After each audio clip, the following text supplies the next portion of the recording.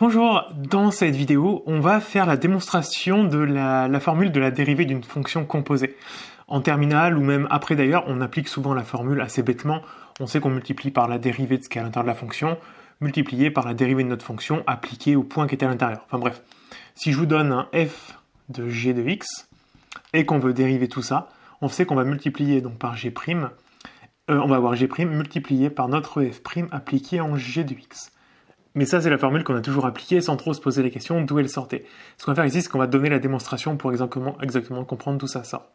Il va nous falloir une fonction g et une fonction f. Alors la fonction g, on peut la faire aller d'un intervalle i dans un intervalle j.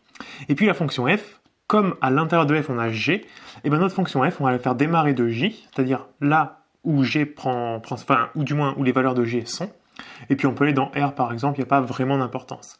Et donc nous on va travailler sur f de g de x. Et puis une fois qu'on a posé le point de départ, notre but ça va être de montrer que si g elle est dérivable en un point A, donc quelque part, et f, alors pas être dérivable en A, mais en g de A, puisqu'à l'intérieur de f on met g de quelque chose, dérivable en g de A, alors on va avoir que f rond g, qui a x associe donc f de g de x, f rond g, c'est mettre g à l'intérieur de f. Cette fonction-là va être dérivable en A, puisqu'on bosse au point A.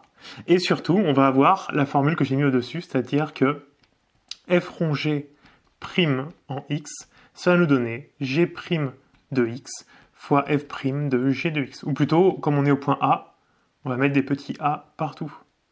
Voilà ce qu'on va essayer de démontrer.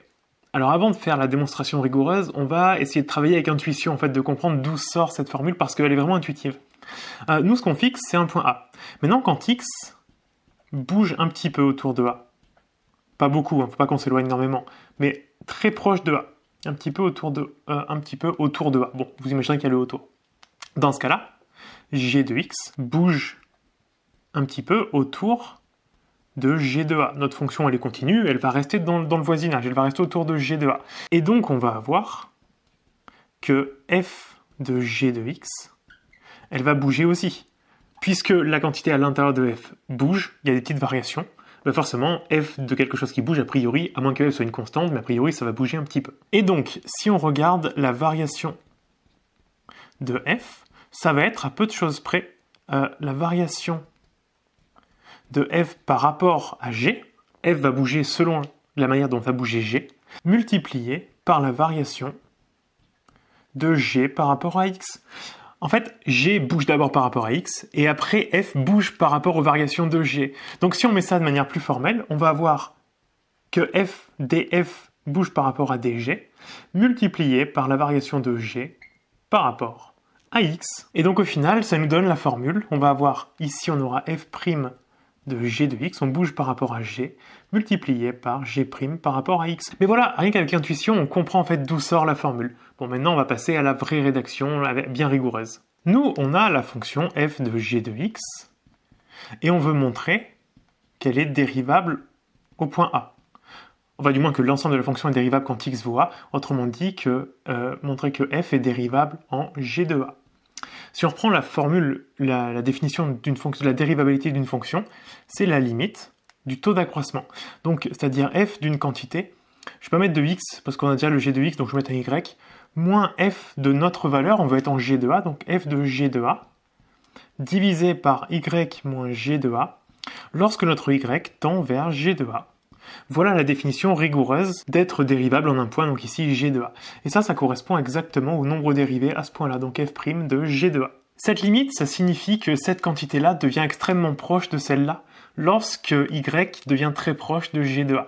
Autrement dit, quand y devient très proche de g de a, on va avoir que f de y moins f de g de a, divisé par y moins g de a, la quantité que j'ai juste au-dessus, moins celle d'à côté, f de g de a, qui tend vers 0. Mais c'est pas exactement égal à 0, ça tend vers 0, donc ça se rapproche énormément, mais il y a une toute petite erreur. On va appeler epsilon, donc on va dépendre de y, epsilon de y, ça va être notre erreur.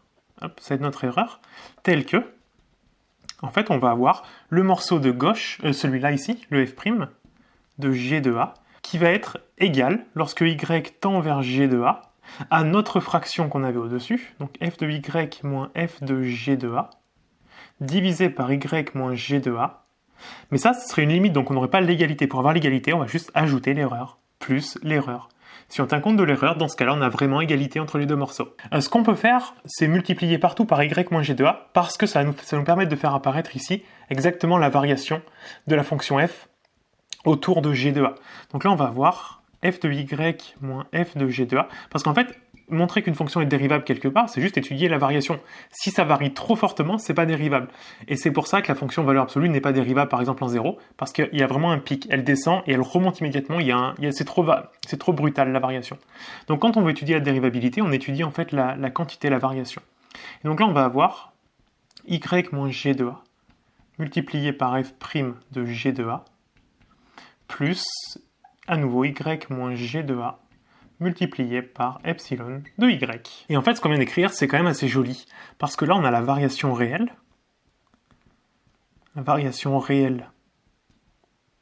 de f.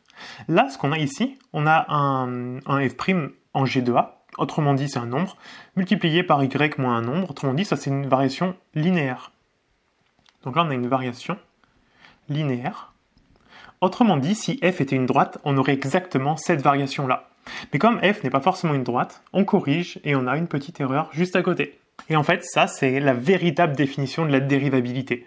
C'est la variation réelle d'une fonction, c'est comme une variation linéaire plus une toute petite erreur. Autrement dit, quand on zoome énormément sur une fonction, finalement, notre fonction se comporte comme une droite, autrement dit, comme sa tangente. Là, on a une fonction linéaire, c'est sa tangente.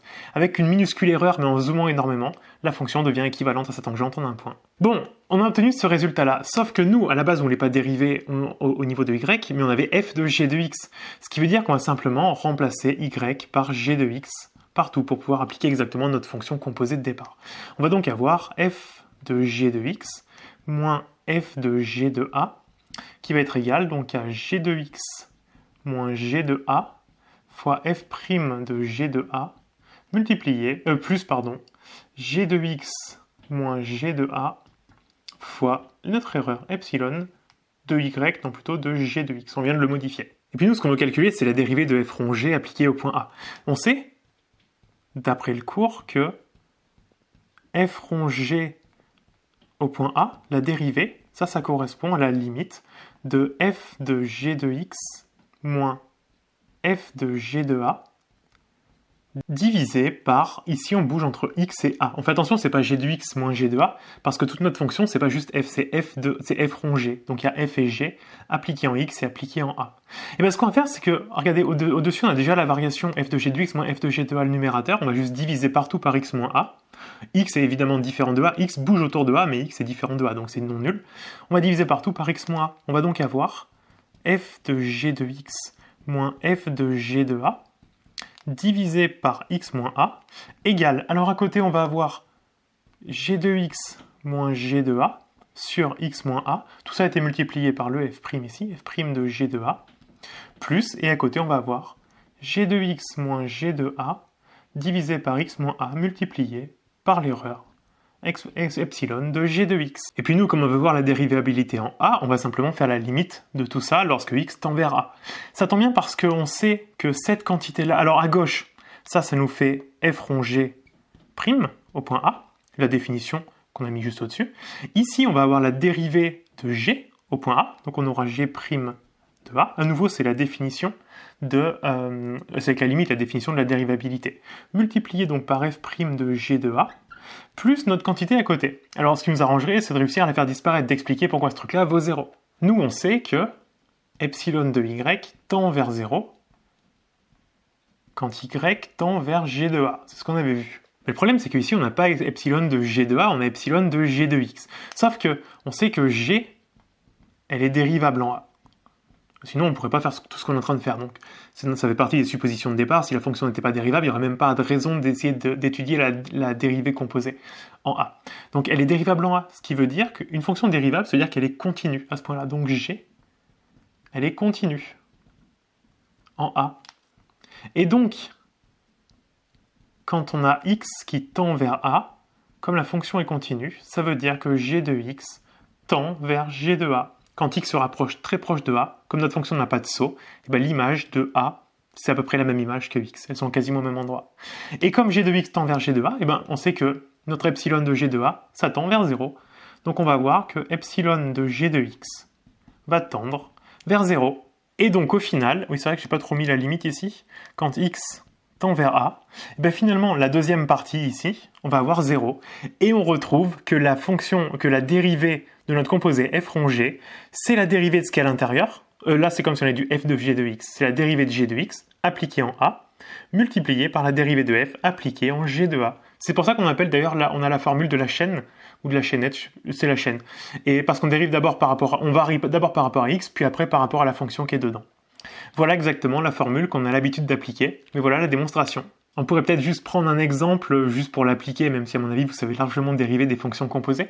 Imaginons qu'on prenne f de x qui soit égal à, on va dire, exponentielle de racine de x. Pourquoi pas.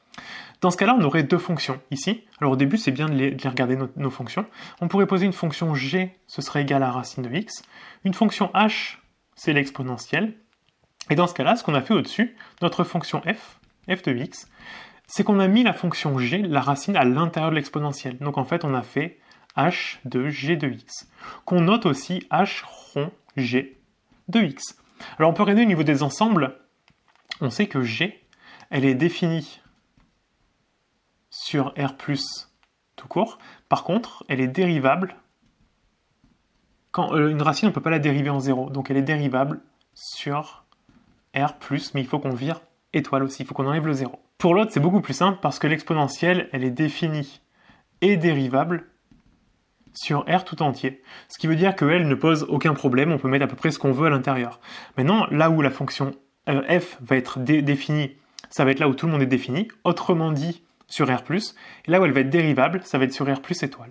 Maintenant, quand on calcule sa dérivée, f' de x, ce qu'on va faire, c'est qu'on va d'abord dériver, faire varier la fonction de l'intérieur par rapport à x, donc on va faire g' de x, multiplié par notre fonction de l'extérieur, le h, appliqué à notre g.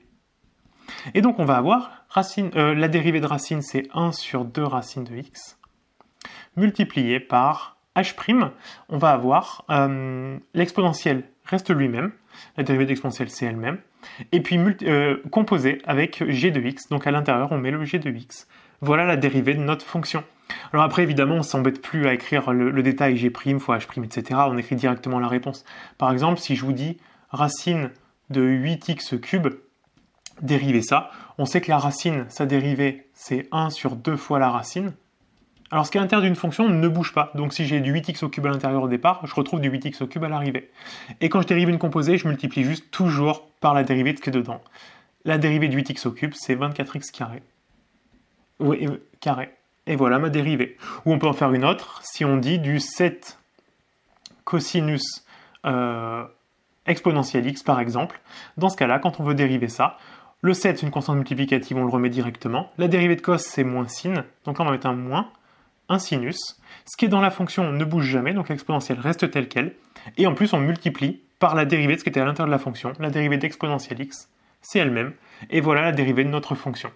Donc vraiment c'est une habitude à prendre, j'ai aucun doute à mon avis si vous regardez ma chaîne que vous savez parfaitement dériver des fonctions composées, mais je trouvais ça intéressant de revenir aux bases en fait, de comprendre d'où sort la formule de cette dérivation, parce qu'en fait elle est complètement intuitive. On a deux choses qui bougent l'une après l'autre. Quand on a du f de g de x, on a d'abord g qui bouge par rapport à x, et après f qui bouge par rapport à g, et c'est exactement d'où provient cette formule. Voilà, on en a fini pour cette petite vidéo, j'espère qu'elle vous a plu. Dites-moi en commentaire si vous connaissiez cette démonstration, si vous étiez déjà posé les questions de d'où sortait cette formule. Enfin bref, dites-moi un petit truc en commentaire, c'est ce qui m'aide le plus, qui montre à YouTube que les vidéos plaisent, donc un petit commentaire, un pouce en l'air si la vidéo vous a plu. Ça c'est plus un remerciement, mais ça fait plaisir de voir que les vidéos plaisent, donc un petit pouce en l'air. Et surtout, si ce n'est pas encore fait, abonnez-vous à la chaîne, j'essaie de vous sortir une vidéo tous les jours. Ça me prend beaucoup de temps à préparer, à monter, etc. Donc si vous voulez m'aider à développer la chaîne, un petit abonnement. Et moi je vous dis à bientôt pour une prochaine vidéo.